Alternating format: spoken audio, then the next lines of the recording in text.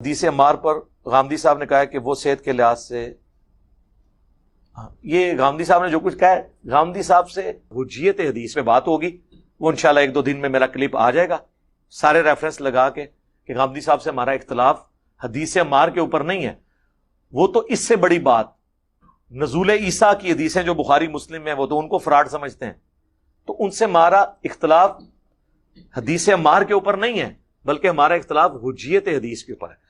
موجودہ دور میں سب سے بڑا عالم دین کون ہے؟ میرا خیال ہے کہ جاوید احمد غامدی صاحب بہت بڑے عالم دین ہیں۔ سر تمام فرقوں میں کوئی ایک عالم دین ایسا بتا دیں جو مطلب باقی تمام سے بہتر ہو، جو آپ کے نزدیک وہ بہتر، آپ کو عزم ہو جائے گا؟ جی بالکل، جاوید احمد غامدی صاحب۔ خام خواہ غامدیوں کے کلپ نہ بھجوائیں، وہ تو بیچارہ انکار حدیث پر آ گیا ہے۔ وہ پہلی حدیث کو نہیں مانتا پوری طرح سے۔ وہ کہتا ہے حدیث ایک اپنی چیزیں ہیں، یہ اس کی آئینی حیثیت کچھ نہیں ہے، قرآن ہی ہے، اور قرآن جو حدیث قرآن کے ساتھ مجھے سمجھ آ جائے گی وہ میں مان لوں گا، باقی میں چھوڑ چھاڑ دوں گا۔ باقی فضیلتیں ہیں، باتیں ہیں، کہتا ہے یہ خبریں ہیں، قانون نہیں بن سکتی حدیث۔